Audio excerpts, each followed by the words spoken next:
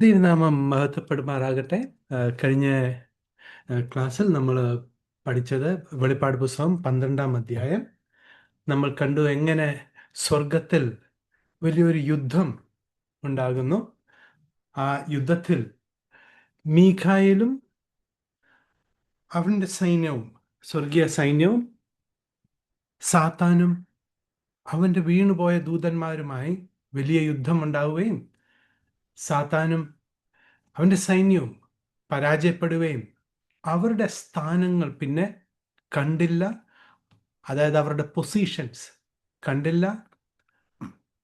അവർ എടുത്തിരുന്ന അവരുടെ ആ അധികാരത്തിൻ്റെ പദവികൾ നിന്ന് അവരെ നീക്കം ചെയ്ത് അവർ ഈ ഭൂമിയിലേക്ക് വന്ന് വീഴുകയും ഈ ഭൂമിയിൽ ഉള്ളവർക്ക് വലിയ കഷ്ടത, വലിയ പീഡനം ആരംഭിക്കുകയും ചെയ്യുന്നു. അപ്പോൾ തന്നെ സ്വർഗമണ്ഡലങ്ങളിലുള്ളവർക്ക് സന്തോഷവും ആനന്ദവും, സ്വർഗത്തിൽ വലിയ ആരാധന ഉയരുന്നതായിട്ട് നമ്മൾ കാണുകയുണ്ടായി.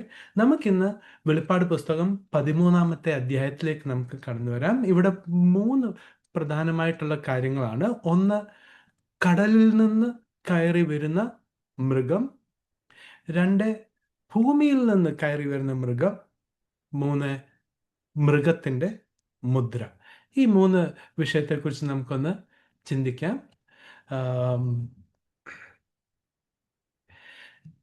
The beast out of the sea, കടലിൽ നിന്ന് കയറി വരുന്ന മൃഗം. വെളിപ്പാട് പുസ്തകം 13-ന്റെ 1-ാമത്തെ വാക്യം നമുക്കൊന്ന് വായിക്കാം. അപ്പോൾ 10 കൊമ്പും 7 തലയും കൊമ്പുകളിൽ 10 രാജമുടിയും തലയിൽ ദൂഷണനാമങ്ങളും ഉള്ളൊരു മൃഗം സമുദ്രത്തിൽ നിന്ന് കയറുന്നത് ഞാൻ കണ്ടു. ഈ കടലിൽ നിന്ന് വരുന്നു, സമുദ്രത്തിൽ നിന്ന് കയറി വരുന്നു എന്ന് പറയുമ്പോൾ വെളിപ്പാട് പുസ്തകം 17-ന്റെ 15-ാമത്തെ വാക്യത്തിൽ പറയുന്നുണ്ട്, ഇത് ജനസമൂഹമാണ്. They are the peoples, multitudes and nations and languages. അത് നമുക്കൊന്ന് വായിച്ച് കേൾക്കാം. പിന്നെ അവൻ എന്നോട് പറഞ്ഞത്, നീ കണ്ടതും വേശയിരിക്കുന്നതുമായ വെള്ളം വംശങ്ങളും പുരുഷാരങ്ങളും ജാതികളും ഭാഷകളും അത്രേ. അപ്പൊ ഈ കടലിൽ നിന്ന് കയറി വരുവാന്ന് പറഞ്ഞാൽ മെഡിറ്ററേനിയൻ സീ, അതാണ് മിഡിൽ ഈസ്റ്റിലെ മെഡിറ്ററേനിയൻ സീ, ഇസ്രായേലിനോട് ചേർന്ന് കിടക്കുന്ന, ആ കടലിനോട് ചേർന്ന് കിടക്കുന്ന മിഡിൽ ഈസ്റ്റിലെ ദേശങ്ങളിൽ നിന്ന്, അവിടുത്തെ വ്യക്തികളിൽ നിന്ന്, പല ഭാഷയിലെ ആൾക്കാർ അവിടെ ഉണ്ട്, അവരുടെ ഇടയിൽ നിന്നാണ് ഈ വ്യക്തി കയറി വരുന്നത്, ഈ മൃഗം കയറി വരുന്നത്. 7 തല എന്ന് പറഞ്ഞാൽ വെളിപ്പാട് പുസ്തകം 17-ന്റെ 9 തൊട്ട് 13 വരെ വായിക്കുമ്പോൾ നമുക്ക് മനസ്സിലാകുന്ന 7 മലകൾ അല്ലെങ്കിൽ 7 രാജ്യങ്ങൾ, 7 രാജാക്കന്മാരാണ്. എന്നിട്ട് ഓരോ തലയിലും ദൈവദൂഷണം ആ നാമം എഴുതിയിട്ടുണ്ട്. അതായത് ബ്ലാസ്മവി വാസ് റിട്ടൺ ഈച്ച് ഹെഡ്. നമുക്ക് വെളിപ്പാട് പുസ്തകം 17, 9 തൊട്ട് 12 വരെയുള്ള വാക്യം നമുക്കൊന്ന് വായിക്കാം. ഇവിടെ ജ്ഞാനബുദ്ധിയുണ്ട്. തല 7 സ്ത്രീ ഇരിക്കുന്ന 7 മലയാകുന്നു. അവ 7 രാജാക്കന്മാരും ആകുന്നു. 5 പേർ വീണുപോയി. ഒരുത്തൻ ഉണ്ട്, മറ്റവൻ ഇതുവരെ വന്നിട്ടില്ല. വന്നാൽ പിന്നെ അവൻ കുറഞ്ഞോന്ന് ഇരിക്കേണ്ടതാകുന്നു. ഉണ്ടായിരുന്നതും ഇല്ലാത്തതുമായ മൃഗം 8-മത്തവനും 7 ഉൾപ്പെട്ടവനും തന്നെ. അവൻ നാശത്തിലേക്ക് പോകുന്നു. നീ കണ്ട 10 കൊമ്പ് 10 രാജാക്കന്മാർ. അവർ ഇതുവരെ രാജ്യത്വം പ്രാപിച്ചിട്ടില്ല. മൃഗത്തോട് ഒന്നിച്ച് 1 നാഴിക നേരത്തേക്ക് രാജാക്കന്മാരെ പോലെ അധികാരം പ്രാപിക്കും താനും. വളരെ ഇമ്പോർട്ടൻ്റ് ആയ ഒരു കാര്യമാണ് നമ്മൾ കണ്ടു. 7 തലകൾ, 7 ലോകരാഷ്ട്രങ്ങളാണ്. എന്നിട്ട് 10 കൊമ്പുകളെ കുറിച്ച് പറയുന്നത് അവരിതുവരെ രാജ്യത്വം പ്രാപിച്ചിട്ടില്ല. അവരാരോടുകൂടെയാണ് വാഴാൻ പോകുന്നത്? എതിർ ക്രിസ്തുവിനോട് കൂടെയാണ്, മൃഗത്തിനോട് കൂടെയാണ് അവർ വാഴാൻ പോകുന്നത്. അപ്പോൾ ഈ 10 കൊമ്പുകൾ, ഈ 10 രാജാക്കന്മാർ വന്നിട്ടുണ്ടോ ഇതുവരെ? ഇല്ല. ഇൻ ഫ്യൂച്ചർ, ഭാവിയിലാണ് ഈ 10 കൊമ്പുകൾ വരുന്നത്. അത് മനസ്സിലാക്കേണ്ടത് വളരെ ഇമ്പോർട്ടൻ്റാണ്. കാരണം പലർ പറയും ഇത് ഓൾറെഡി നടന്നു കഴിഞ്ഞു ഇത് സംഭവിച്ചു കഴിഞ്ഞു എന്ന്. പക്ഷെ അങ്ങനല്ല, ഇത് മുൻപോട്ട് വരാൻ പോകുന്നതേ ഉള്ളൂ ഈ വിഷയങ്ങൾ. നമുക്ക് ദാനിയേൽ പ്രവചനം 8-ാം അധ്യായം 20 തൊട്ട് 22 വരെ വാക്യവും അതിൻ്റെ 23 തൊട്ട് 25 വരെയുള്ള വാക്യം നമ്മൾ വായിക്കുമ്പോൾ നമുക്ക് കാണാൻ കഴിയും, കൃപയുടെ യുഗം ആണ് ഈ പ്രവചന പദ്ധതിയെ ഇന്ററപ്റ്റ് ചെയ്യുന്നത്, താൽക്കാലികമായിട്ട് ഒന്ന് നിർത്തി വെക്കുന്നത്. നമുക്ക് ദാനിയേൽ 8:20 തൊട്ട് 22 വരെയുള്ള വാക്യം വായിക്കാം. 2 കൊമ്പുള്ളതായി നീ കണ്ട ആട്ടുകൊറ്റൻ പാഴ്സ്യ രാജാക്കന്മാരെ കുറിക്കുന്നു. പരുപരുത്ത കോലാട്ടുകൊറ്റൻ യവന രാജാവും അതിൻ്റെ കണ്ണുകളുടെ നടുവിലുള്ള വലിയ കൊമ്പ് 1-ാമത്തെ രാജാവുമാകുന്നു. അത് തകർന്ന ശേഷം അതിനു പകരം 4 കൊമ്പ് മുളച്ചതോ 4 രാജ്യം ആ ജാതിയിൽ നിന്നുത്ഭവിക്കും, അതിൻ്റെ ശക്തിയോടെ അല്ലതാനും. അപ്പൊ ഇത്രയും ഭാഗം നമുക്കറിയാം. ഗ്രീസ് വരെ, മീഡോ പെർഷ്യ, ഗ്രീസ്, ആ ആ വലിയ കൊമ്പ്, 2 കണ്ണുകളുടെ മധ്യയുള്ള ആ വലിയ കൊമ്പുള്ളത് ഗ്രീസിൻ്റെ ആദ്യത്തെ രാജാവ് അലക്സാണ്ടർ ദ ഗ്രേറ്റ്. അതിനുശേഷം ആ രാജ്യത്വം നശിക്കുമ്പോൾ അവരുടെ 4 ജനറൽസിനാണ് അത് കിട്ടുന്നത്. എന്നാൽ ആ അലക്സാണ്ടർ ദ ഗ്രേറ്റിൻ്റെ വംശത്തിൽ നിന്നുള്ള, അവരുടെ ബന്ധത്തിൽ, അവരുടെ രക്തത്തിൽ ഉള്ള ആളല്ല, 4 പേരുടെ ഇടയിൽ മാറിപ്പോവുക. അത് കഴിഞ്ഞിട്ട് 23-ാമത്തെ വാക്യം നമുക്കൊന്ന് വായിക്കാം. എന്നാൽ അവരുടെ രാജ്യത്വത്തിൻ്റെ അന്ത്യകാലത്ത് അതിക്രമക്കാരുടെ അതിക്രമം തികയുമ്പോൾ ഉഗ്രഭാവവും ഉപായബുദ്ധിയും ഉള്ളൊരു രാജാവ് എഴുന്നേൽക്കും. ഈ 2 വാക്യത്തിൻ്റെ ഇടയിലാണ് കൃപയുടെ യുഗം, കൃപായുഗം നിൽക്കുന്നത്. ഇനിയും 23 തൊട്ടുള്ള വാക്യങ്ങൾ കൃപയുടെ യുഗം കഴിയുമ്പോൾ ക്രിസ്തുവിൻ്റെ ശരീരമാകുന്ന സഭയുടെ ഉൽപ്രാവണത്തിന് ശേഷം നടക്കുന്ന കാര്യമാണ്. പ്രവചന പദ്ധതി വീണ്ടും ആരംഭിക്കും. അപ്പോൾ ഈ 4 രാജാക്കന്മാരുടെ കാര്യം നമ്മൾ കണ്ടു. അത് കഴിയുമ്പോൾ പിന്നീടാണ്, ഈ റാപ്ചറിന് ശേഷമാണ് എതിർ ക്രിസ്തു വരുന്നത്. നമുക്ക് കംപ്ലീറ്റ് ഒന്നുകൂടി വായിക്കാം, 24 മുതൽ. അവൻ്റെ അധികാരം വലുതായിരിക്കും, സ്വന്തം ശക്തിയാൽ അല്ലതാനും. അവൻ അതിശയമാവണ്ണം നാശം പ്രവർത്തിക്കുകയും കൃതാർത്ഥനായി അത് അനുഷ്ഠിക്കുകയും പലരെയും വിശുദ്ധ ജനത്തെയും നശിപ്പിക്കുകയും ചെയ്യും. അവൻ നയബുദ്ധിയാൽ തൻ്റെ ഉപായം സാധിപ്പിക്കുകയും സ്വഹൃദയത്തിൽ വമ്പ് ഭാവിച്ച് നിശ്ചിന്തയോടെ ഇരിക്കുന്ന പലരെയും നശിപ്പിക്കുകയും കർത്താവിനോട് എതിർത്ത് നിന്ന് കൈ തൊടാതെ തകർന്നു പോവുകയും ചെയ്യും. കർത്താവിനോട് എതിർത്ത് നിന്ന് കൈ തൊടാതെ തകർന്നു പോവുകയും ചെയ്യും എന്ന് പറയുമ്പോൾ, ദാനിയേൽ പ്രവചനം 2-ാം അധ്യായത്തിൽ നെബൂഖദ്നേസർ കാണുന്ന ആ ദർശനത്തിൽ ഏറ്റവും അവസാനം 10 വിരലുകൾ ഉള്ള ആ കാൽപാദത്തിൻ ഒരു കല്ല് മനുഷ്യരുടെ കൈ തൊടാതെ വന്ന് ഇടിച്ച് ആ ലോകരാഷ്ട്രം മുഴുവനും കാണിക്കുന്ന ആ ബിംബം തകർന്നു പോകുന്നതായിട്ട് കാണാൻ കഴിയും. അതായത് ക്രിസ്തുവിൻ്റെ 2-ാം വരവിനെ, ഒലിവ് മലയിൽ വരുന്ന 2-ാം വരവിനെ കുറിക്കുന്നതാണ്. അപ്പോൾ നമുക്ക് മനസ്സിലാക്കാൻ കഴിഞ്ഞു ഏത് വാക്യത്തിൻ്റെ ഇടയിലാണ് കൃപായുഗം ഇൻസേർട്ട് ആയിരിക്കുന്നത്. നമ്മൾ നെബൂഖദ്നേസറിൻ്റെ ദാനിയേൽ പുസ്തകം നമ്മൾ പഠിക്കുമ്പോൾ ഈ ഒരു ബിംബത്തെ നമുക്ക് കാണാൻ കഴിയും. നെബൂഖദ്നേസർ കണ്ട ദർശനം ലോകരാഷ്ട്രങ്ങൾ, ബാബിലോൺ, മീഡിയോ പെർഷ്യ, ഗ്രീസ് കഴിയുമ്പോൾ 4 ജനറൽസിലേക്ക്, ആ അലക്സാണ്ടർ ദ ഗ്രേറ്റ് മരിച്ചതിന് ശേഷം അവരുടെ 4 ജനറൽസിലേക്ക് ആ രാജ്യം കൈമാറുകയും, പിന്നെ ട്രഡീഷണലി നമ്മളെ പഠിപ്പിച്ചിരുന്നത് 2 കാലുകൾ റോമാണെന്നാണ്. അതായത് സ്പിരിച്വൽ റോമും പൊളിറ്റിക്കൽ റോമുമാണെന്നാണ് നമ്മളെ പഠിപ്പിച്ചുകൊണ്ടിരുന്നത്. പക്ഷേ ഈ പൊളിറ്റിക്കൽ റോം 5-ാം നൂറ്റാണ്ടിൽ അത് തീർന്നുപോയി. എന്നാൽ ഇന്നും സ്പിരിച്വൽ റോം നിലനിൽക്കുന്നുണ്ട്. അപ്പോൾ ഒരു കാല് ചെറുതും മറ്റു കാല് നീളവും കൂടിയതുമാകും. പക്ഷെ അതല്ല ആക്ച്വലി. തിരുവചനം നമ്മൾ വായിക്കുമ്പോൾ ഈ 4 ജനറലിൽ നിന്നാണ് 2 രാജാക്കന്മാർ വരാൻ പോകുന്നത്. അതാരാ? വടക്കേ ദേശത്തെ രാജാവും തെക്കേ ദേശത്തെ രാജാവും, സിറിയയും ഈജിപ്തും. അവരാണ് ഈ രണ്ട് ഇരുമ്പിൻ്റെ കാലുകൾ.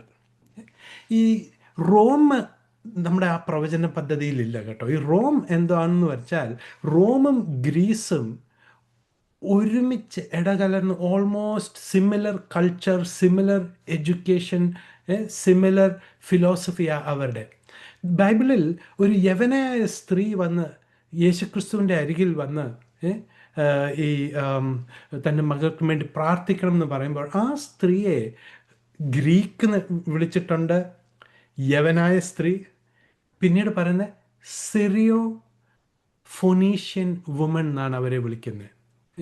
അപ്പം അതൊരു ആ ഗ്രീസും റോമും ഇടകലർന്ന് ഒരു മിക്സായി പോവുക. പക്ഷേ ഈ രണ്ട് കാലുകൾ അത് north Syrian and Egypt, king of Egypt, ഇവരുടെ ഇടയിൽ നിന്നാണ് ഈ 10 രാജാക്കന്മാർ, 10 വിരലുകൾ 10 കൊമ്പ് വരുന്നതും ആ 10 കൊമ്പിൽ സമയത്ത് മറ്റൊരു 11ാമത്തെ കൊമ്പ് മുളച്ചു വരികയും ചെയ്യും. നമുക്ക് ദാനിയേൽ പ്രവചനം 7-ാം അധ്യായം 8 പിന്നെ 21 22 നമുക്കൊന്ന് വായിക്കാം. ഞാൻ ആ കൊമ്പുകളെ നോക്കിക്കൊണ്ടിരിക്കുമ്പോൾ അവയുടെ ഇടയിൽ മറ്റൊരു ചെറിയ കൊമ്പ് മുളച്ചു വന്ന് അതിനാൽ മുമ്പിലത്തെ കൊമ്പുകളിൽ 3 വേരോടെ പറഞ്ഞുപോയി. ഈ കൊമ്പിൽ മനുഷ്യന്റെ കണ്ണുപോലെ കണ്ണും വമ്പു പറയുന്ന വായും ഉണ്ടായിരുന്നു. വയോധികനായവൻ വന്ന് അത്യുന്നതനായവന്റെ വിശുദ്ധന്മാർക്ക് ന്യായാധിപത്യം നൽകുകയും വിശുദ്ധന്മാർ രാജ്യത്വം കൈവശമാക്കുന്ന കാലം വരികയും ചെയ്യുവോളം ആ കൊമ്പ് വിശുദ്ധന്മാരോട് യുദ്ധം ചെയ്ത് അവരെ ജയിക്കുന്നത് ഞാൻ കണ്ടു.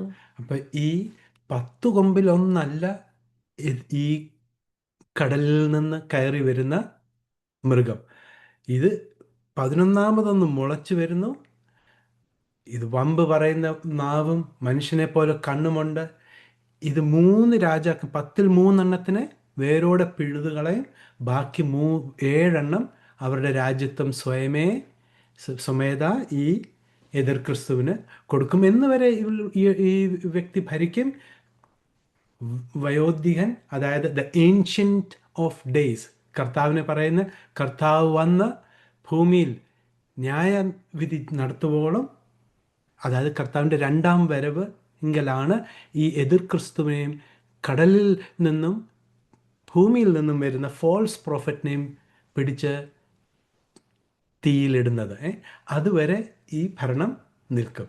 നമുക്ക് മുൻപോട്ട് പോകാം. The authority of the beast.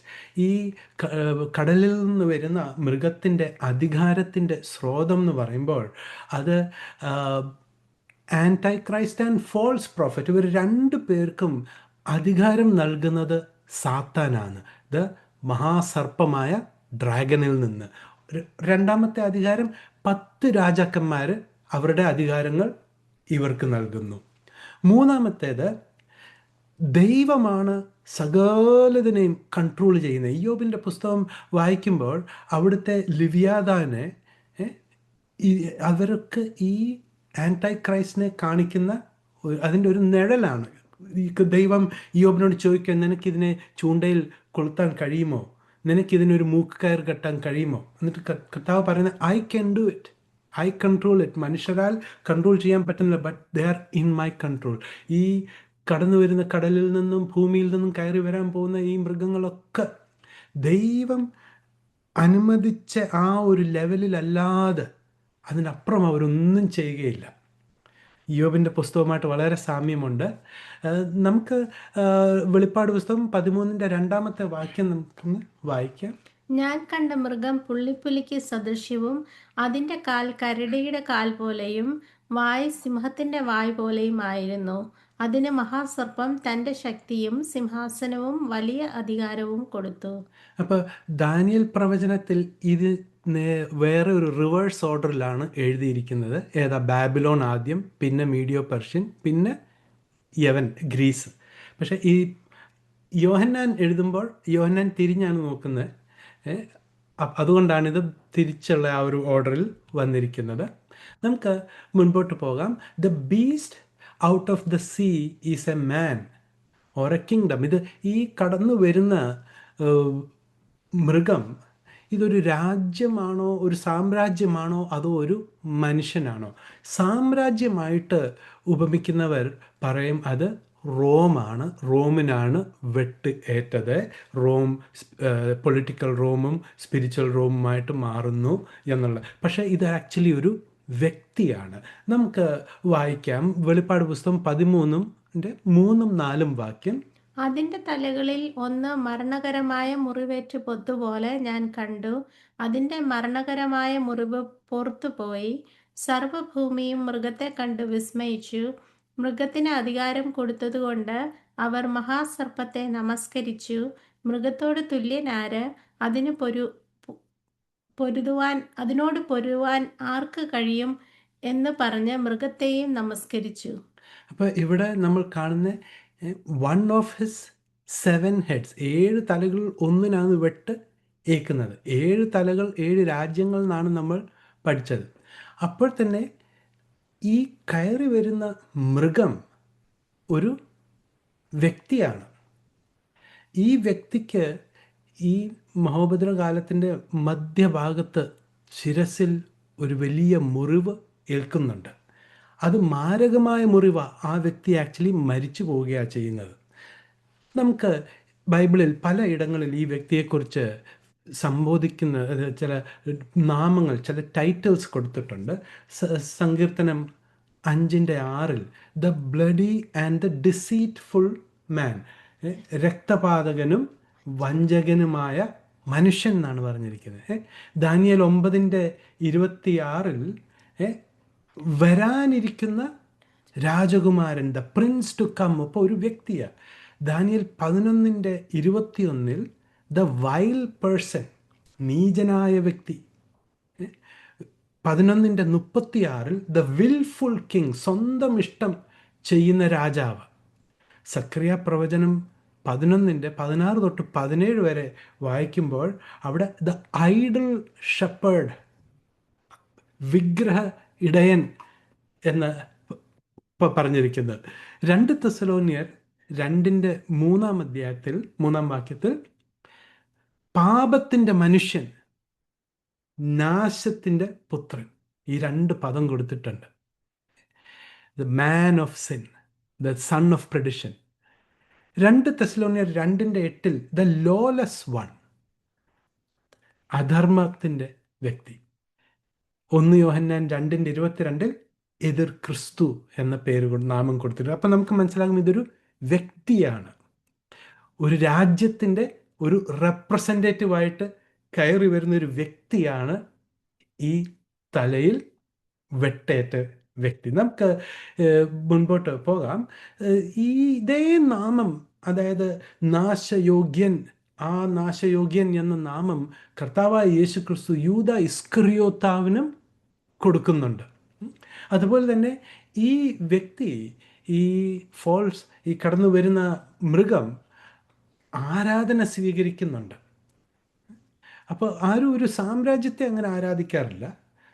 സാമ്രാജ്യത്തിന് ഒരു ബിംബം ഉണ്ടാക്കുകയില്ല. ഒരു as a god, as a പേഴ്സണെയാണ് ആരാധിക്കുന്നത്. അപ്പോൾ ഇവിടെ നമ്മൾ നോക്കുമ്പോൾ ഈ മനുഷ്യന് വെട്ടേക്കുന്ന കാര്യം ഒരു പ്രവചന പദ്ധതിയുടെ ഒരു ഭാഗമാണ്. സക്കറിയ 11:17 നമുക്കൊന്ന് വായിക്കാം. ആട്ടിൻകൂട്ടത്തെ ഉപേക്ഷിച്ച് കളയുന്ന തുമ്പുകെട്ട ഇടയന് അയ്യോ കഷ്ടം. അവന്റെ ഭുജത്തിനും വലംകണ്ണിനും വരൾച്ച. അവന്റെ ഭുജം അശേഷം വരണ്ടും വലം കണ്ണ് അശേഷം ഇരുണ്ടും പോകട്ടെ. ഇവിടെ woe to the idle shepherd that leaveth the flock, the sword shall be upon his arm. വാൾ അവൻ്റെ ഭുജത്തിൽ കൊള്ളുന്ന, and upon his right eye, വലത്തെ കണ്ണിനും വലത്തെ കൈക്കുമാണ് ഈ വാൾ വെട്ടുന്നത്. His arm shall be clean dried up and his right eye shall be utterly darkened. അപ്പോൾ ഈ തലയ്ക്ക് വെട്ടുകൊള്ളുന്നതും ഒരു കണ്ണ് കാണാതാകുന്നതും വലത്തെ കൈ പോകുന്നു, ആ മാരകമായ വെട്ട് സക്കറിയ 11:17 ഓൾറെഡി പ്രവചിച്ച് പറഞ്ഞിട്ടുണ്ട്. ഈ വെട്ട് ഏറ്റതിന് ശേഷം ഈ വ്യക്തി മരിക്കുകയാണ്. മരിച്ചതിന് ശേഷം പിന്നീട് അഗാധ ഗർത്തത്തിൽ നിന്നാണ് ഒരാത്മാവ് വന്ന് ഈ വ്യക്തിയിൽ കയറുകയാണ്. പിന്നെ വെളിപ്പാട് പുസ്തകം 17:8 നമ്മൾ വായിക്കുമ്പോൾ ദ ബീസ്റ്റ്, നമുക്കതൊന്ന് വായിക്കാം. നീ കണ്ട മൃഗമോ ഉണ്ടായിരുന്നതും ഇപ്പോൾ ഇല്ലാത്തതും ഇനി അഗാധത്തിൽ നിന്ന് കയറി നാശത്തിലേക്ക് പോകുവാൻ ഇരിക്കുന്നതും ആകുന്നു. ഉണ്ടായിരുന്നതും ഇല്ലാത്തതും വരുവാനുള്ളതുമായ മൃഗത്തെ ലോകസ്ഥാപനം മുതൽ ജീവപുസ്തകത്തിൽ പേർ എഴുതാതിരിക്കുന്ന ഭൂവാസികൾ കണ്ട് അതിശയിക്കും. അപ്പോൾ നോക്കണേ, കർത്താവിനെ കുറിച്ച് ഇതുപോലൊരു വാചകം എഴുതിയിട്ടുണ്ട്: the one who was, the one who is and one who is to come. വെളിപ്പാട് പുസ്തകത്തിൽ എഴുതിയിട്ടുണ്ട് കർത്താവിനെ കുറിച്ച്. അതിൻ്റെ ഒരു ഇമിറ്റേഷനാണ് ഇവിടെ ഈ ആൻറ്റൈ ക്രൈസ്റ്റ് ചെയ്യുന്നത്. ഉണ്ടായിരുന്നു, ഇപ്പോഴില്ല. എന്ത് പറ്റി? മരിച്ചുപോയി. ഇനിയും എന്തു പറ്റും? അഗാധഗർത്തത്തിൽ നിന്ന് കയറി വരും. ഈ മനുഷ്യൻ വെട്ടേറ്റ് മരിച്ചു കിടക്കുന്നു. എല്ലാവരും കാണുക ഇവൻ്റെ മുറിവ് സൗഖ്യമായി അത് വീണ്ടും ജീവൻ പ്രാപിക്കുക. ഈ രണ്ടാമത്തെ ജീവൻ പ്രാപിച്ചു വരുന്ന ആൾ ആക്ച്വലി ശരീരം ആ പഴയ മനുഷ്യനാന്നേലും അകത്തെ ആത്മാവ് അഗാധ ഗർഭത്തിൽ നിന്ന് കയറി വരുന്ന ഒരു ദുരാത്മാവാണ്. സാത്താൻ കയറുക. നോക്കണേ, ഇതേ കാര്യം ലൂക്കോസ് 22:1-3 വരെ വായിക്കുമ്പോൾ യൂദാ ഇസ്കറിയോത്തിലും സാത്താൻ പ്രവേശിക്കുന്നുണ്ട്. 2 പ്രാവശ്യം സാത്താൻ യൂദാ ഇസ്കറിയോത്തിൽ പ്രവേശിക്കുന്നുണ്ട്. നമുക്കതൊന്ന് വായിക്കാം. ലൂക്കോസ് 22:1-3, യോഹന്നാൻ 13:26-27 വാക്യം. പെസഹ എന്ന പുളിപ്പില്ലാത്ത അപ്പത്തിന്റെ പെരുന്നാൾ അടുത്തു. അപ്പോൾ മഹാപുരോഹിതന്മാരും ശാസ്ത്രിമാരും ജനത്തെ ഭയപ്പെടുകയാൽ അവനെ ഒടുക്കുവാൻ ഉപായം അന്വേഷിച്ചു. എന്നാൽ 12 കൂട്ടത്തിലുള്ള ഇസ്കരിയോത്ത യൂദയിൽ സാത്താൻ കടന്നു. സാത്താൻ ആദ്യം കടന്നത് എപ്പോഴാ? ഈ പുരോഹിതന്മാരെല്ലാം കൂടി ആലോചിക്കുക, എന്തോ ചെയ്യണം, എങ്ങനെ കർത്താവിനെ ഒന്ന് ജനം അറിയാതൊന്ന് അധികം പ്രശ്നം ഉണ്ടാകാതെ എങ്ങനെ കർത്താവിനെ ഒന്ന് നമുക്ക് കൊല്ലാം എന്ന് തീരുമാനിച്ചപ്പോൾ യൂദാ ഇസ്കറിയോത്തിൽ സാത്താൻ കയറി പ്രേരിക്കുക, എന്നാൽ നമുക്ക് അവിടെ ദേവാലയത്തിലേക്കൊന്ന് പോകാമെന്ന്. അപ്പോൾ അവിടെ കയറുന്നു. രണ്ടാമത്തേത് യോഹന്നാൻ 13:26-27. ഞാൻ അപ്പം കണ്ണം മുക്കി കൊടുക്കുന്നവൻ തന്നെ എന്ന് യേശു ഉത്തരം പറഞ്ഞു. കണ്ണം മുക്കി ശിമോൻ ഇസ്കരിയോത്താവിന്റെ മകനായ യൂദയ്ക്ക് കൊടുത്തു. കണ്ണം വാങ്ങിയ ഉടനെ സാത്താൻ അവനിൽ കടന്നു. യേശു അവനോട്, നീ ചെയ്യുന്നത് വേഗത്തിൽ ചെയ്യുക എന്ന് പറഞ്ഞു. കാണുന്നുണ്ട്, 2 കയറുകയാണ്. ഈ 13:26 ഫൈനലി കയറുക. ഒടുവിൽ സാത്താൻ യൂദാ ഇസ്കറിയോത്തിൽ കൂടി ക്രിസ്തുവിൻ്റെ ക്രൂശ് മരണം നിവർത്തിയാക്കുക. അതുപോലെ തന്നെ വെളിപ്പാട് 11:7 ഈ കടലിൽ നിന്ന് കയറി വന്ന ആ മൃഗത്തിൽ ഈ സാത്താൻ പ്രവേശിക്കുന്നു. അഗാധപൂർവത്തിലെ ആ കയറി വരുന്ന ആത്മാവ് പ്രവേശിക്കുന്നു. വീണ്ടും 17:8 കാണുകയാണ്. ഇതെന്താണ്? ക്രിസ്തുവിൻ്റെ മരണവും പുനരുദ്ധാനത്തെയും ഒന്ന് ഫോൾസിഫൈ ചെയ്യുക. മനസ്സിലാകുന്നുണ്ടോ? ഈ ആൻറ്റൈ ക്രൈസ്റ്റ് ഞാൻ ആ ക്രിസ്തുവിന് പകരം, ഞാൻ ആ ക്രിസ്തു എന്ന് ഉള്ള ആ ഒരു കാര്യമൊന്ന് ഇംപെർസണേറ്റ് ചെയ്യുകയാണ്. ദ ബീസ്റ്റ്, മൃഗം എന്ത് ചെയ്യുക? ദൈവദൂഷണം പറയുക. നമ്മൾ കണ്ടു, 7 തലയിലും ദൂഷണനാമമുണ്ട്. ആർക്കൊക്കെതിരാണ് ദൂഷണം പറയുന്നത്? വെളിപ്പാട് പുസ്തകം 13:5-6 വരെ ഉള്ള വാക്യം നമ്മൾ വായിക്കുമ്പോൾ നമുക്ക് മനസ്സിലാക്കാൻ കഴിയും. നമുക്കൊന്ന് വായിക്കാം അത്. വമ്പും ദൂഷണവും സംസാരിക്കുന്ന വായ് അതിന് ലഭിച്ചു. 42 മാസം പ്രവർത്തിപ്പാൻ അധികാരവും ലഭിച്ചു.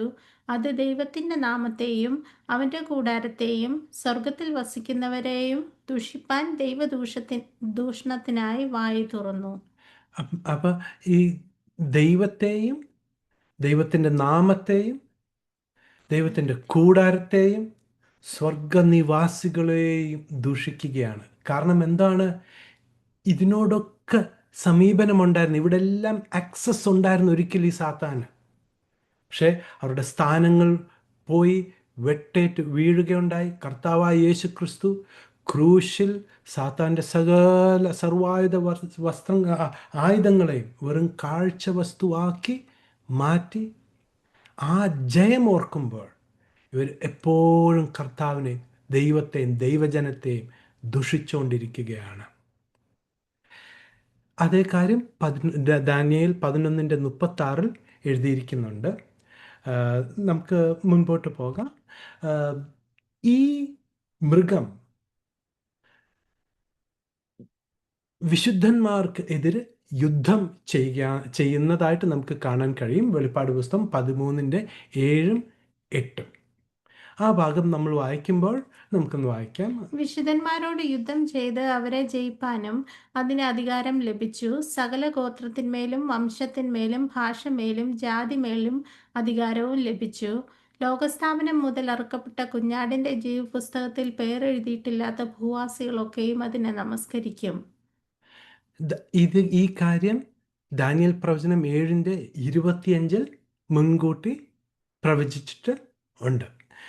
ഈ യുദ്ധം കാരണം, അതായത് വിശുദ്ധന്മാർക്കെതിരെ യുദ്ധം ചെയ്യുന്നത് കൊണ്ട്, വെളിപ്പാട് പുസ്തകം 6:9-11 വരെ നമ്മൾ വായിക്കുമ്പോൾ സ്വർഗത്തിലെ യാഗപീഠത്തിൻ കീഴിൽ അനേക 1000 വിശുദ്ധന്മാർ, രക്തസാക്ഷികളുടെ ആത്മാക്കൾ നിന്ന് കർത്താവിനോട് പ്രാർത്ഥിക്കുക, നിലവിളിക്കുക, ഞങ്ങളോട് ചെയ്ത ദുഷ്ടതയുടെ പ്രതികാരം കർത്താവെ നീ എപ്പോൾ ചെയ്യുമെന്ന് പറയുമ്പോൾ കർത്താവ് അവരോട് പറയുന്നത് എന്താ? അല്പം കൂടെ താമസിക്കുക, അല്പം കൂടെ വെയിറ്റ് ചെയ്യുക. നിങ്ങളെപ്പോലെ അനേകർ സഹോദരന്മാർ, നിങ്ങളുടെ സഹോദരന്മാർ ഇനിയും മരിക്കാൻ ഉണ്ട്.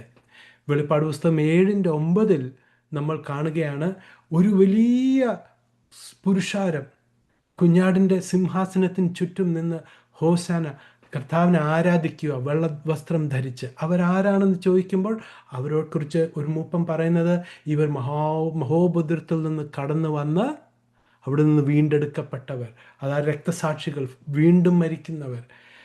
11:7 നമ്മൾ കാണുന്നു, ഈ മൃഗം 2 സാക്ഷികളെക്കെതിരെ യുദ്ധം ചെയ്ത് അവരെ കൊല്ലുന്നതായിട്ടും കാണുന്നുണ്ട്. അപ്പോൾ he makes war against the saints. ആരുടെ പേരാണ് ജീവൻ്റെ പുസ്തകത്തിൽ എഴുതിയിരിക്കുന്നത്? നമ്മൾ മുമ്പ് വായിച്ചു, ജീവൻ്റെ പുസ്തകത്തിൽ പേര് എഴുതപ്പെടാത്തവരാണ് മൃഗത്തിൻ്റെ ഈ ഒരു മരണവും പുനരുദ്ധാനവും കണ്ട് അതിശയിച്ച് എല്ലാവരും അവരെ ആരാധിക്കുന്നു. അവരുടെ എല്ലാവരുടെ ഒരു സവിശേഷത എന്ന് പറഞ്ഞാൽ, ആരാധിക്കുന്നവരാരുടെയും പേര് ജീവൻ്റെ പുസ്തകത്തിൽ ഇല്ല. അപ്പോൾ അവരാരാ? Both unbelievers, Jews and Gentiles. അവിശ്വാസികളായ യഹൂദരും അന്യജാതിക്കാരുമാണ് ഈ ആരാധിക്കുന്നത്. ഇവർ സാത്താൻ്റെ മുദ്രയേറ്റവരാണ്. ഇവർക്ക് തിരിച്ച് മടങ്ങി വിശ്വാസത്തിലേക്ക് കടന്നു വരാൻ വയ്യാത്ത വണ്ണം ഇവർ ദൈവത്തിൽ നിന്ന് അകന്നു പോയവരാണ്. ആ മുദ്രയേറ്റവരാരും മാനസാന്തരപ്പെടാൻ കഴിയുകയില്ല. അപ്പോഴൊരു ചോദ്യം, ആരുടെ പേരുകളാണ് ജീവൻ്റെ പുസ്തകത്തിൽ എഴുതിയിരിക്കുന്നത്? ദാനിയേൽ പ്രവചനം 12:1 വായിക്കുമ്പോൾ നമുക്കൊന്ന് വായിക്കാം. ആ കാലത്ത് നിന്റെ സ്വജാതിക്കാർക്ക് തുണ നിൽക്കുന്ന മഹാപ്രഭുവായ മീഖായേൽ എഴുന്നേൽക്കും. ഒരു ജാതി ഉണ്ടായതു മുതൽ ഈ കാലം വരെ സംഭവിച്ചിട്ടില്ലാത്ത കഷ്ടകാലം ഉണ്ടാകും. അന്ന് നിന്റെ ജനം പുസ്തകത്തിൽ എഴുതി കാണുന്ന ഏവനും തന്നെ രക്ഷ പ്രാപിക്കും. മീഖായേൽ പറയുകയാണ്, നിന്റെ ജനം. But at that time your people, ആരാ? ഇസ്രായേൽ, യഹൂദർ. Everyone whose name is found written in the book will be delivered. അപ്പോൾ ഒന്ന് യഹൂദരുടെ പേര് ബൈ ഡിഫോൾട്ട് ലോകസ്ഥാപനം, അന്ന് ദൈവം ആ ഒരു പദ്ധതി ആരംഭിച്ചോ അന്ന് മുതൽ യഹൂദരുടെ പേര് അതിനകത്ത് എഴുതിയിട്ടുണ്ട്. അവിശ്വസിക്കുമ്പോൾ, അവർ വിശ്വസിക്കാതിരിക്കുമ്പോൾ അവരുടെ പേര് മായ്ച്ചു കളയും. അതാണ് മോശ പ്രാർത്ഥിക്കുന്നു, എൻ്റെ പേര് ആ ജീവൻ്റെ പുസ്തകത്തിൽ നിന്ന് മായ്ക്കണമേ. കർത്താവ് മറുപടി കൊടുക്കുക, അല്ല, പാപം ചെയ്യുന്നവരുടെ പേരാണ് മായ്ച്ചു കളയുന്നത്. യഹൂദരുടെ പേര് അതിനകത്തുണ്ട്. ലൂക്കോസ് 10:19-20 വരെ വായിക്കുമ്പോൾ നമുക്കൊന്ന് വായിക്കാം. പാമ്പുകളെയും തേളുകളെയും ശത്രുവിന്റെ സകല ബലത്തെയും ചവിട്ടുവാൻ ഞാൻ നിങ്ങൾക്ക് അധികാരം തരുന്നു. ഒന്നും നിങ്ങൾക്ക് ഒരിക്കലും ദോഷം വരുത്തുകയുമില്ല. എങ്കിലും ഭൂതങ്ങൾ നിങ്ങൾക്ക് കീഴടങ്ങുന്നതിലല്ല, നിങ്ങളുടെ പേർ സ്വർഗത്തിൽ എഴുതിയിരിക്കുന്നതിൽ അത്രേ സന്തോഷിപ്പീൻ. അപ്പൊ കിങ്ഡം സെയിൻസ്, 12 ശിഷ്യന്മാരും അവരുടെ ശുശ്രൂഷയിൽ കൂടി വിശ്വാസത്തിലേക്ക് കടന്നു വരുന്നവർ, അവർ അന്ത്യം വരെയും വിശ്വസ്തരോടുകൂടി നിന്നാൽ അവരുടെ പേര് ഇതിനകത്ത് മായ്ക്കാതെ എഴുതപ്പെടും. റോമർക്കെഴുതിയ ലേഖനം 11 തൊട്ട് 17 തൊട്ട് 24 വരെ വായിക്കുമ്പോൾ യഹൂദ മതാനുസാരികൾ, അതായത് ഈ പ്രോസ്ലൈറ്റ്സ്, ജെൻറ്റൈൽസ്, അന്യജാതിക്കാർ യഹൂദ മതം സ്വീകരിക്കുമ്പോൾ അവരുടെ പേരും ജീവന്റെ പുസ്തകത്തിൽ എഴുതപ്പെടും. വെളിപ്പാട് പുസ്തകം 21:27 നമുക്കൊന്ന് വായിക്കാം. കുഞ്ഞാടിന്റെ ജീവപുസ്തകത്തിൽ എഴുതിയിരിക്കുന്നവരല്ലാതെ അശുദ്ധമായത് യാതൊന്നും മ്ലേച്ഛതയും ഭോഷ്കും പ്രവർത്തിക്കുന്നവൻ ആരും അതിൽ കടക്കയില്ല. ജീവന്റെ അപ്പോൾ നമ്മൾ വായിക്കുന്നത് ഇത് പുതിയ യെരുശലേമിലെ നിവാസികളുടെ പേര് എഴുതിയ ഒരു റോൾ ബുക്കാണ് ജീവന്റെ പുസ്തകം. ഈ ജീവന്റെ പുസ്തകത്തിൽ പേരില്ലാത്തവരാരും ആ പുതിയ യെരുശലേമിൽ കയറുകയില്ല. ബോഡി ഓഫ് ക്രൈസ്റ്റിൻ്റെ അംഗം നമ്മൾ ഈ ഭൂമിയിൽ ന്യൂ ജെറുസലേമിലാണോ നമ്മൾ വസിക്കുന്നത്? അല്ല. ക്രിസ്തുവിൻ്റെ ശരീരമാകുന്ന സഭയുടെ അംഗങ്ങൾ നമ്മളെല്ലാവരും ക്രിസ്തു യേശുവിലാണ്. നമ്മൾ സ്വർഗീയ സ്ഥലങ്ങളിലാണ് നമ്മുടെ നിത്യപാർപ്പിടം. പൗലോസ് അപ്പോസ്തലൻ കൊരിന്ത്യർക്കെഴുതിയ ലേഖനത്തിൽ പറയുക, നമ്മുടെ ഈ ശരീരമാവുന്ന കൂടാരം അഴിഞ്ഞു പോയാൽ നമുക്ക് കൈപ്പണിയല്ലാത്ത നിത്യഭവനം സ്വർഗത്തിൽ ഉണ്ട്. അതുപോലെ തന്നെ ഈ ജീവന്റെ പുസ്തകത്തിൽ പേരൊക്കെ എഴുതിയിരിക്കുന്നത് ആർക്കൊക്കെ അറിയാമായിരുന്നു? മോശക്കറിയാമായിരുന്നു, ദാവീദിനറിയാമായിരുന്നു, ദാനിയേലിനറിയാമായിരുന്നു, ദൈവദൂതനറിയാമായിരുന്നു, യേശുക്രിസ്തുവിനറിയാം, 12 ശിഷ്യന്മാർക്കറിയാം, പൗലോസിനും അറിയാമായിരുന്നു. പൗലോസ് യഹൂദരെ അഡ്രസ്സ് ചെയ്യുമ്പോൾ പൗലോസിനോട് കൂടെ രാജ്യത്തിൻ്റെ വിശ്വാസികളും ഒരുമിച്ച് സഹബദ്ധരായി ജയിലിൽ കിടന്നിട്ടുണ്ട്. പൗലോസ് അവരെ പറയുന്നത് എന്തുവാ? ഇവരുടെ നാമം ജീവന്റെ പുസ്തകത്തിൽ എഴുതിയിരിക്കുന്നവർ, ഇവർ എനിക്ക് മുമ്പ് ക്രിസ്തുവിലുള്ളവർ. കിങ്ഡം സെയിൻസിനെ പൗലോസ് പറയുന്നത്. എന്നാൽ നമ്മളെക്കുറിച്ച് പറയുന്നത് നമ്മൾ ക്രിസ്തുവിലുള്ളവർ എന്നാണ്. നമുക്ക് മുൻപോട്ട് പോകാം. Is your name in the book of life, ജീവന്റെ പുസ്തകം എന്ന് പറഞ്ഞൊരു വീഡിയോ വേറെ ഞാൻ അതിൻ്റെ ലിങ്ക് ഞാനിടാം. ഞാൻ ഇട്ടിട്ടുണ്ട്, അതിൻ്റെ ലിങ്ക് ഇടാം. അതിൻ്റെ 13-9 10 വാക്യം നമുക്കൊന്ന് വായിക്കാം. ചെവിയുള്ളവൻ കേൾക്കട്ടെ. അടിമയാക്കി കൊണ്ടുപോകുന്നവൻ അടിമയായി പോകും. വാൾ കൊണ്ട് കൊല്ലുന്നവൻ വാളാൽ മരിക്കേണ്ടി വരും. ഇവിടെ വിശുദ്ധന്മാരുടെ സഹിഷ്ണുതയും വിശ്വാസവും കൊണ്ട് ആവശ്യം. വിശുദ്ധന്മാരുടെ സഹിഷ്ണുതയും വിശ്വാസം കൊണ്ട് ആവശ്യം. ഇവിടെ നമ്മൾ കാണുന്ന ഈ വാക്യത്തിന് 2 അർത്ഥങ്ങളുണ്ട്. ഒന്ന്, ഈ മഹോപദ്രവത്തിൽ കൂടി കടന്നു പോകുന്നവരോട് ദൈവം എൻകറേജ് ചെയ്യുക, നിങ്ങൾ മരിക്കേണ്ടി വന്നാലും നിങ്ങൾ വിശ്വസ്തരായിരിക്കണം. വാളുകൊണ്ട് വെട്ടേക്കുമ്പോൾ വരെയും നിങ്ങൾ വിശ്വസ്തരായിരിക്കണം. നിങ്ങൾ അഥവാ ബന്ധിതരായി കൊണ്ടുപോകേണ്ടതാണ് നിങ്ങളുടെ അവസ്ഥയെങ്കിൽ നിങ്ങൾ അതിലും എന്ത് ചെയ്യണം? സഹിഷ്ണുത കാണിക്കണം, അവസാനം വരെ വിശ്വസിക്കണം. മത്തായി സുവിശേഷത്തിൽ കർത്താവ് യേശുക്രിസ്തു പറയുകയുണ്ടായി, അന്ത്യത്തോളം വിശ്വസ്തനായിരിക്കുന്നവൻ രക്ഷിക്കപ്പെടും. അതൊരു അർത്ഥമുണ്ട്. രണ്ടാമത്തെ അർത്ഥം, വെഞ്ചൻസ് ബിലോങ്സ് ടു ഗോഡ്, പ്രതികാരം ദൈവത്തിനുള്ളത്, ദൈവം പകരം വീട്ടും. ആ ഒരു അർത്ഥത്തിലും ഈ വാക്യം നമുക്ക് വ്യാഖ്യാനിക്കാൻ കഴിയും. അതായത് ഇസ്രായേലിനെ, വിശ്വാസികളെ വാളാൽ വെട്ടിക്കൊല്ലുന്നവർ ഒരിക്കൽ വാളാൽ കൊല്ലപ്പെടും. ബന്ധിതരാക്കുന്നവർ ഒരിക്കൽ ബന്ധികൾ ആകും. ആ ഒരു അർത്ഥം കർത്താവായ യേശുക്രിസ്തുവിൻ്റെ ഒലിവ് മലയിലെ 2ാം വരവിങ്കൽ ഇസ്രായേൽ മക്കളെ പിടിച്ചോണ്ട് ദൂരെ പോയി ബന്ധിതരാക്കി കൊണ്ടുപോയവർ അവരെല്ലാവരും എന്തു ചെയ്യും? യെശയ്യാ 60-ാം അധ്യായം 4-ും 20-ാം വാക്യവും യെശയ്യാ 49-ന്റെ 22-ഉം 23-ഉം പറയുന്നത്, അവരെല്ലാവരും ഈ ബന്ദികളായി കൊണ്ടുപോയ യഹൂദരെ അവർ തിരികെ വളരെ സന്തോഷത്തോട് സമാധാനത്തോട് അവർ തിരികെ കൊണ്ടുവരും.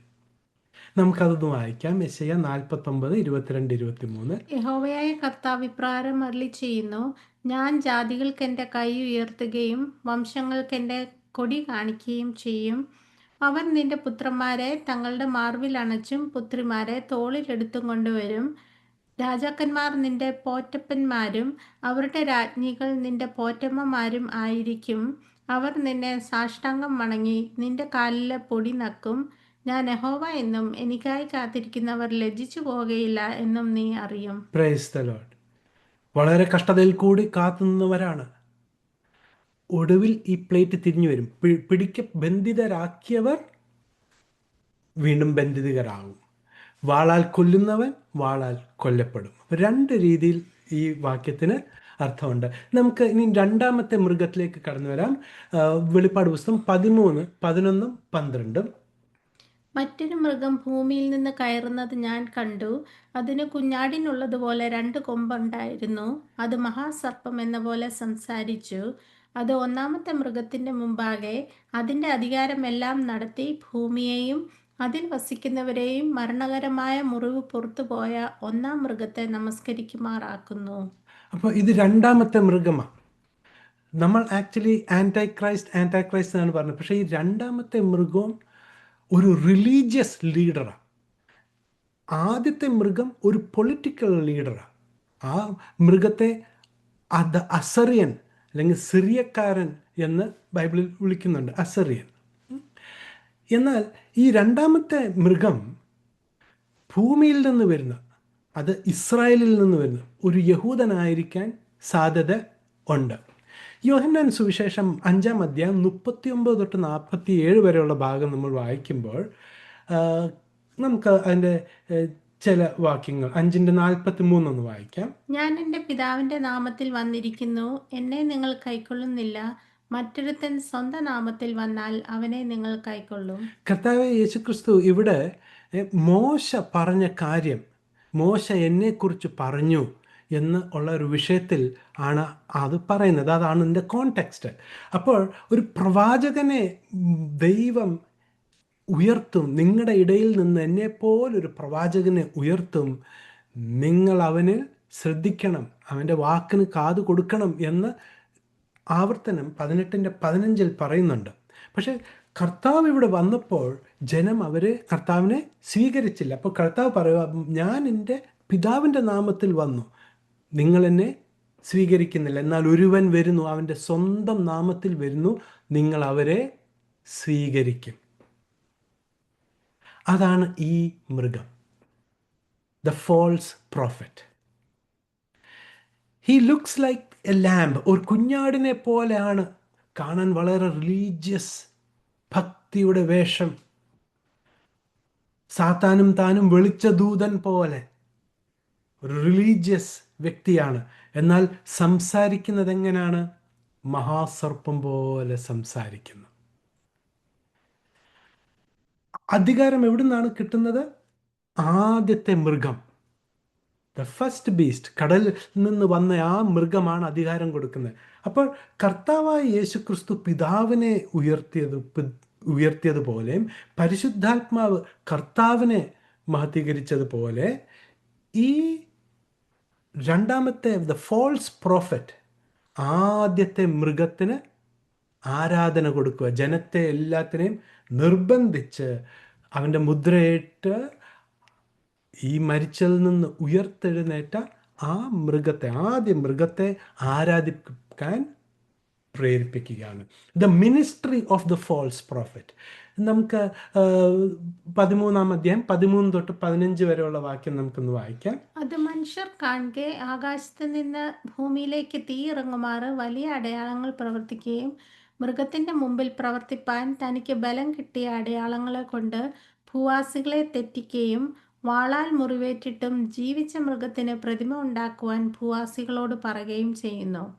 മൃഗത്തിന്റെ പ്രതിമ സംസാരിക്കേണ്ടതിനും മൃഗത്തിന്റെ പ്രതിമയെ നമസ്കരിക്കാത്തവരെയൊക്കെയും കൊല്ലിക്കേണ്ടതിന് മൃഗത്തിന്റെ പ്രതിമയ്ക്ക് ആത്മാവിനെ കൊടുപ്പാൻ അതിന് ബലം ലഭിച്ചു. നമുക്ക് 2 തെസ്സലോനിയർ 2:9 തൊട്ട് 12 വരെയുള്ള വാക്യം നമുക്ക് നോക്കാം. പൗലോസ് അപ്പോസ്തലൻ ഈ കൃപായുഗത്തിൽ രക്ഷിക്കപ്പെടാൻ കഴിയാത്ത വ്യക്തികളുടെ അവസ്ഥയെക്കുറിച്ചൊന്ന് പറയുന്നുണ്ട്, നമുക്ക് നോക്കാം. അധർമ്മമൂർത്തിയുടെ പ്രത്യക്ഷത നശിച്ചു പോകുന്നവർക്ക് സാത്താന്റെ വ്യാപാര ശക്തിക്കൊത്തവണ്ണം വ്യാജമായ സകല ശക്തിയോടും അടയാളങ്ങളോടും അത്ഭുതങ്ങളോടും അനീതിയുടെ സകല വഞ്ചനയോടും കൂടെ ആയിരിക്കും. അവർ രക്ഷിക്കപ്പെടുവാൻ തക്കവണ്ണം സത്യത്തെ സ്നേഹിച്ച് കൈക്കൊള്ളായകയാൽ തന്നെ അങ്ങനെ ഭവിക്കും. സത്യത്തെ വിശ്വസിക്കാതെ അനീതിയിൽ രസിക്കുന്ന ഏവർക്കും ന്യായവിധി വരേണ്ടതിന് ദൈവം അവർക്ക് ഭോഷ്ക് വിശ്വസിക്കുമാറ് വ്യാജത്തിന്റെ വ്യാപാര ശക്തി അയക്കുന്നു. വളരെ പ്രാധാന്യമുള്ളൊരു വാക്യമാണ്. ഈ കൃപായുഗത്തിൽ രക്ഷയ്ക്ക് ഒരു മാർഗം കർത്താവ് തുറന്നിരിക്കുകയാണ്. പ്രവൃത്തി കൂടാതെ സൗജന്യമായിട്ട് വിശ്വാസത്താൽ നീതീകരണം. ആ ഒരു കൃപയുടെ സിമ്പിൾ ഗോസ്പൽ ഓഫ് ക്രൈസ്റ്റ്, അതിനെ ഇന്ന് നിരസിക്കുന്നവർ, ഇന്ന് തിരസ്കരിച്ച് കളയുന്നവർക്ക് അവരുടെ മേൽ ദൈവം എന്ത് ചെയ്യുകയാണ്? ഭോഷ്ക് വിശ്വസിക്കുമാറുള്ളൊരാത്മാവിനെ അയക്കുകയാണ്. 1 രാജാക്കന്മാർ 22 അധ്യായമാണെന്ന് തോന്നുന്നു. അവിടെ ദൈവം ചോദിക്കുകയാണ്, ആരാണ് ആഹാബിനെ ഈ രാമോത് ഗലീദിൽ യുദ്ധത്തിൽ പോകുവാൻ പ്രേരിപ്പിക്കും? ഉടനെ ഒരു ആത്മാവ് ദൈവത്തിൻ്റെ മുൻപിൽ വന്ന് പറയാം, ഞാൻ ചെയ്യാം. ഉടനെ ദൈവം ആ ആത്മാവിനോട് ചോദിക്കുക, എങ്ങനെ, നീ എങ്ങനെ ചെയ്യും? പിന്നെ ആത്മാവ് പറയുക, ഞാൻ ഇസ്രായേൽ ആഹാബിൻ്റെ പ്രവാചകന്മാരുടെ നാവിൽ ഒരു കള്ള പ്രവചനമായി മാറും എന്ന്. ദൈവം പറയുക, നീ ജയിക്കും, നീ അതിൽ സഫലമാകും, നീ പോകുക എന്ന് പറയുക. കർത്താവ് ആ ആത്മാവിന് അനുമതി കൊടുക്കുക ആഹാബിൻ്റെ പ്രവാചകന്മാരിൽ നാവിൽ ഒരു ദുരാലോചനയായി മാറുവാൻ. പ്രിയമുള്ളവരെ, ഇന്ന് കൃപായുഗത്തിലെ ഈ സുന്ദരമായ, ഈ മനോഹരമായതും വളരെ വണ്ടർഫുൾ ആയ ഈ ഒരു വഴി, ഈ രക്ഷാമാർഗത്തെ തിരസ്കരിച്ചു കഴിഞ്ഞാൽ ഉൽപ്രാവണത്തിന് ശേഷം ദൈവം അവിശ്വാസികളെ, സത്യത്തെ ത്യജിച്ചു കളഞ്ഞവരുടെ മേൽ വ്യാജത്തെ വിശ്വസിക്കുവാൻ ഉള്ളൊരാത്മാവിനെ അയക്കും.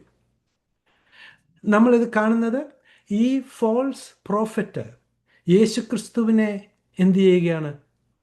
ഒരു ഇമിറ്റേറ്റ് ചെയ്യുക. കർത്താവായ യേശുക്രിസ്തു മണ്ണിൽ നിന്ന് മനുഷ്യനൊരു രൂപം നൽകിയിട്ട് തൻ്റെ ജീവശ്വാസം ഊതിയപ്പോൾ മനുഷ്യൻ ജീവനുള്ളൊരു ദേഹിയായി മാറി, ഇല്ലേ? ഈ ഫോൾസ് പ്രോഫറ്റ് എന്ത് ചെയ്യുക? ജനത്തോട് പറയുക, ആദ്യത്തെ മൃഗത്തിന് ഒരു പ്രതിമ ഉണ്ടാക്കണം. എന്നിട്ട് എന്ത് ചെയ്യുകയാണ്? ഇവൻ അതിൽ ജീവൻ കൊടുക്കത്തക്ക ശക്തി ലഭിച്ചു. വെറും ജീവനല്ല, ഈ ബിംബം സംസാരിക്കാനും തുടങ്ങി. 2, ഈ ബിംബത്തിന് മനസ്സിലാക്കാൻ ഉള്ളൊരു ശക്തി കിട്ടുകയാണ്. ആരാണ് ബിംബത്തെ നമസ്കരിച്ചതും നമസ്കരിക്കാഞ്ഞതും ആരാണെന്ന് മനസ്സിലാക്കാനുള്ളൊരു ആർട്ടിഫിഷ്യൽ ഒരു ഇൻ്റലിജൻസ് ഈ മൃഗത്തിനുണ്ട്. ഈ മൃഗമാണ് പറയുന്നത്, ഇവനെ കൊല്ലുക, ഇവൻ ആരാധിച്ചില്ല. മനസ്സിലാകുന്നുണ്ടോ ആ കാര്യം? കാലം ഇന്ന് എങ്ങോട്ടാണ് നമ്മൾ പോകുന്നത്? കർത്താവിൻ്റെ ഈ ക്രിസ്തുവിൻ്റെ ശരീരമാകുന്ന സഭയുടെ ഉൽപ്രാവണത്തിന് അധികം കാലമില്ല. വെളിപ്പാട് പുസ്തകം 13:16-18 വരെയുള്ള ഭാഗം നമുക്കൊന്ന് വായിക്കാം. അത് ചെറിയവരും വലിയവരും സമ്പന്നന്മാരും ദരിദ്രന്മാരും സ്വതന്ത്രന്മാരും ദാസന്മാരുമായ എല്ലാവർക്കും വലങ്കൈമേലോ നെറ്റിയിലോ മുദ്ര കിട്ടുമാറും മൃഗത്തിന്റെ പേരോ പേരിന്റെ സംഖ്യയോ ആയ മുദ്രയുള്ളവനല്ലാതെ വാങ്ങുകയോ വിൽക്കുകയോ ചെയ്യുവാൻ മര്യാദയും ആക്കുന്നു. ഇവിടെ ജ്ഞാനം കൊണ്ട് ആവശ്യം, ബുദ്ധിയുള്ളവൻ മൃഗത്തിന്റെ സംഖ്യ ഗണിക്കട്ടെ. അതൊരു മനുഷ്യന്റെ സംഖ്യ എത്രേ? അതിന്റെ സംഖ്യ 666. ഇവിടെ ഫോൾസ് പ്രോഫറ്റ് കോപ്പി ചെയ്യുന്നതെന്ന് പറഞ്ഞാൽ, കർത്താവായ യേശുക്രിസ്തു കൽപ്പിച്ചു, ഈ മഹോപദ്രം ആരംഭിക്കുന്ന മുമ്പ് തൻ്റെ 144,000 വിശുദ്ധന്മാർക്ക് പരിശുദ്ധാത്മാവിൻ്റെ മുദ്ര കൊടുക്കുക എന്ന്. ഈ കാര്യമാണ് ഇവിടെ ഫോൾസ് പ്രോഫറ്റ് എന്ത് ചെയ്യുന്നത്? ഇമിറ്റേറ്റ് ചെയ്യുന്നത്. അവൻ്റെ മുദ്ര 666 മുദ്ര. ആ മുദ്രയിലെ ഒരു പ്രത്യേകത എന്ന് പറഞ്ഞാൽ, അതിൽ ലൈഫ്, ഇവരുടെ ഡിസിഷൻ കൺട്രോൾ ചെയ്യുന്ന ഒരു ഒരു ഘടകം ആ ഒരു മുദ്രയിലുണ്ട്. അതായത് ഈ മുദ്ര ഏറ്റവർക്ക് വിൽക്കുവാനും വാങ്ങുവാനും പറ്റും. അതാണ് ഇവരുടെ അഡ്മിനിസ്ട്രേഷൻ. മുദ്രയില്ലാത്ത ആൾക്ക് ഒരു കാര്യവും ജോലി ചെയ്യാനൊക്കില്ല, വാങ്ങാനൊക്കില്ല, വിൽക്കാനൊക്കില്ല, മരുന്ന് വാങ്ങാനൊക്കത്തില്ല, ഹോസ്പിറ്റലിൽ അതുകൊണ്ടാണ് ഈ യാക്കോബിൻ്റെ ലേഖനത്തിൽ പറഞ്ഞത്, നിങ്ങളിൽ ആരെങ്കിലും രോഗിയാണെങ്കിൽ മൂപ്പന്മാരെ വിളിച്ച് പ്രാർത്ഥിക്കട്ടെ, നീതിമാന്റെ വിശ്വാസത്തോടുകൂടിയുള്ള പ്രാർത്ഥന ഏറെ ഫലിക്കുന്നു. ആ വാക്യം ഏത് സമയത്തേക്കുള്ളതാ? ഈ മഹോപദ്ര കാലത്തേക്ക് ഉള്ളതാണ്. വിശ്വാസികൾ പ്രാർത്ഥിച്ച് രോഗസൗഖ്യം പ്രാപിക്കും ആ കാലഘട്ടത്തിൽ. എന്നാൽ ഈ വ്യക്തികൾ, ഈ മുദ്രയേറ്റവർക്ക് ഭയങ്കര പീഡനമാണ് ഏൽക്കുന്നത്. ഈ അഗാധഗർത്തത്തിൽ നിന്ന് കയറി വരുന്ന ദുരാത്മാക്കൾ, അതായത് ആ സ്കോർപ്പിയൻ, തേളുകൾ പോലുള്ളത്, അവിടുന്ന് വരുന്ന ഡീമോണിക് ഈ ആർമി, സൈന്യങ്ങൾ, അതെല്ലാം അതിൻ്റെ പീഡനം, വേദന സഹിക്കാൻ വയ്യാതെ ഇവർ മരിക്കാൻ ആഗ്രഹിക്കും. പക്ഷെ ഇവർക്ക് മരിക്കാൻ കഴിയുകയില്ല. കാരണം ഇവരുടെ തീരുമാനങ്ങളെയും ഇവരുടെ നടപ്പിനെയും ഒക്കെ, ഇവരുടെ പ്രവൃത്തിയെയും ഒക്കെ കൺട്രോൾ ചെയ്യുന്ന ഒരു മൈൻഡ് കൺട്രോളിങ് എലിമെന്റ് ഈ മുദ്രയിൽ ഉണ്ട്. നമുക്ക് ഒരു ചോദ്യമുണ്ട് നമ്മുടെ മനസ്സിൽ. ക്രിസ്തുവിൻ്റെ ശരീരമാകുന്ന സഭയ്ക്ക് എന്ത് സംഭവിക്കും? ക്രിസ്തുവിൻ്റെ ശരീരമാകുന്ന സഭ എവിടെയാണ്? ഈ കാലഘട്ടത്തിൽ ഈ 70-ാമത്തെ ആഴ്ച ആരംഭിക്കുന്നതിന് മുമ്പ് ക്രിസ്തുവിൻ്റെ ശരീരമാകുന്ന സഭ ഉൽപ്രാവണം പ്രാപിച്ച് കർത്താവിനോട് കൂടെ സ്വർഗസ്ഥലങ്ങളിൽ വാഴുകയാണ്. ഈ വീണുപോയ ദൂതന്മാരുടെ സ്ഥാനങ്ങളിൽ ക്രിസ്തുവിൻ്റെ ശരീരമാകുന്ന സഭയുടെ അംഗങ്ങൾ വാഴുകയാണ്. നമുക്കൊന്ന് വായിക്കാം. ക്രിസ്തുവിൻ്റെ ശരീരമാകുന്ന സഭ മഹോപദ്രവത്തിൽ കൂടി കടന്നു പോവുകയില്ല എന്നുള്ള വാക്യങ്ങൾ നമുക്കൊന്ന് വായിക്കാം. റോമർ 5:9. അവന്റെ രക്തത്താൽ നീതീകരിക്കപ്പെട്ട ശേഷമോ നാം അവനാൽ എത്ര അധികമായി കോപത്തിൽ നിന്ന് രക്ഷിക്കപ്പെടും. ദൈവത്തിൻ്റെ ഈ കോപത്തിൽ നിന്ന് നാം രക്ഷിക്കപ്പെടും എന്നാണ് എഴുതിയിരിക്കുന്നത്. 1 തെസ്സലോനിയർ 1:10, 9. ഞങ്ങൾക്ക് നിങ്ങളുടെ അടുക്കൽ എങ്ങനെയുള്ള പ്രവേശനം സാധിച്ചു എന്നും ജീവനുള്ള സത്യദൈവത്തെ സേവിപ്പാനും അവൻ മരിച്ചവരുടെ ഇടയിൽ നിന്ന് ഉയർപ്പിച്ച തന്റെ പുത്രനും വരുവാനുള്ള കോപത്തിൽ നിന്ന് നമ്മെ വിടുവിക്കുന്നവനുമായ യേശു സ്വർഗത്തിൽ നിന്ന് വരുന്നത് കാത്തിരിപ്പാനും നിങ്ങൾ വിഗ്രഹങ്ങളെ വിട്ട് ദൈവത്തിങ്കലേക്ക് എങ്ങനെ തിരിഞ്ഞു വന്നുവെന്നും അവർ തന്നെ പറയുന്നു. അപ്പോൾ വരുവാനുള്ള കോപത്തിൽ നിന്ന് വിടുവിക്കപ്പെടും. ഇനി 2 തെസ്സലോനിയർ 2:3 കിങ് ജെയിംസ് ബൈബിൾ പറയുന്നത്, നമുക്കതൊന്ന് മലയാളത്തിൽ ഒന്ന് വായിക്കാം. ആരും ഏതു വിധേനയും നിങ്ങളെ ചതിക്കരുത്. ആദ്യമേ വിശ്വാസത്യാഗം സംഭവിക്കുകയും നാശയോഗ്യനും അധർമ്മമൂർത്തിയുമായവൻ വെളിപ്പെടുകയും വേണം. കിങ് ജെയിംസ് ബൈബിളിൽ ഫോളിങ് എവേ, അതായത് വിശ്വാസത്യാഗം, വിശ്വാസത്തിൽ നിന്ന് വീണു പോകുന്നു എന്നുള്ളൊരു അർത്ഥത്തിലാണ് ട്രാൻസ്ലേറ്റ് ചെയ്തിരിക്കുന്നത്. എന്നാൽ ഈ ഫോളിങ് എവേ എന്നുള്ള വാക്കിന് ഉപയോഗിച്ചിരിക്കുന്ന ഗ്രീക്ക് വേർഡ് അപ്പോസ്റ്റസിയ എന്നുള്ള ആ ഗ്രീക്ക് വേർഡിൻ്റെ അർത്ഥം ഡിപ്പാർച്ചർ എന്നാണ്. അതായത് ഒരു പ്ലെയിൻ ഡിപ്പാർട്ട് ചെയ്യുക, അല്ലേ? അറൈവലുമുണ്ട്, ഡിപ്പാർച്ചറുമുണ്ട്. കിങ് ജെയിംസ് ബൈബിളിന് മുന്നേ ഉണ്ടായിരുന്നൊരു ബൈബിളാണ് the Geneva Bible. 1599 Geneva Bible എന്താ പറയുന്നതെന്ന് നോക്കിയാൽ അവിടെ എഴുതിയിരിക്കുന്നത്, let no man deceive you by any means, for that day shall not come except there come a departing first, and that man of sin be disclosed, the son of perdition. ആ നാശയോഗ്യനായ വ്യക്തി വെളിപ്പെടും മുമ്പ് ഒരു departure നടക്കണം എന്നാണ് പറയുന്നത്. അത് ആരുടെ ഡിപ്പാർച്ചർ? പൗലോസ് അപ്പോസ്തലൻ പറയുന്നത് ക്രിസ്തുവിൻ്റെ ശരീരമാകുന്ന സഭയുടെ ഡിപ്പാർച്ചർ. ഒരു പ്ലെയിൻ ടേക്ക് ഓഫ് ചെയ്ത് ഡിപ്പാർട്ട് ചെയ്യുന്നത് പോലെ ഉൽപ്രാവണത്തിന് ശേഷമാണ് ഈ കണ്ട കാര്യങ്ങൾ, ഈ വായിച്ച കാര്യങ്ങളെല്ലാം നടക്കുന്നത്. അപ്പോൾ ഇന്നാണ് രക്ഷയുടെ സുവർണ സമയം. ഇന്ന് നാം കർത്താവായ യേശു ക്രിസ്തുവിൽ വിശ്വസിക്കുന്ന മാത്രമേ പരിശുദ്ധാത്മാവ് അച്ചാരമായി നമ്മുടെ ഹൃദയത്തിൽ നൽകപ്പെടുകയും പരിശുദ്ധാത്മാവിൻ്റെ മുദ്ര നമ്മുടെ മേൽ ഇടുകയും ചെയ്യുക. ഈ ശരീരത്തിൻ്റെ വീണ്ടെടുപ്പിൻ്റെ ആ ദിവസം വരെയും ആ മുദ്ര ഉണ്ട്. എത്ര സൗഭാഗ്യമാണ്! യേശു ക്രിസ്തു എൻ്റെ സകല പാപങ്ങൾക്കും വേണ്ടി മരിച്ചു, അടക്കപ്പെട്ടു, ഉയർത്തെഴുന്നേറ്റു എന്ന് വിശ്വസിക്കുന്ന മാത്രമേ ഇതിൽ നിന്നെല്ലാത്തിലുമുള്ള വിടുതലും നിത്യജീവനും ഉറപ്പാതെ. മക്കളെ, നമുക്ക് ദൈവത്തെ സ്തുതിക്കാം. കർത്താവ് നമ്മളെ വചനങ്ങളാൽ അനുഗ്രഹിക്കുമാറാകട്ടെ.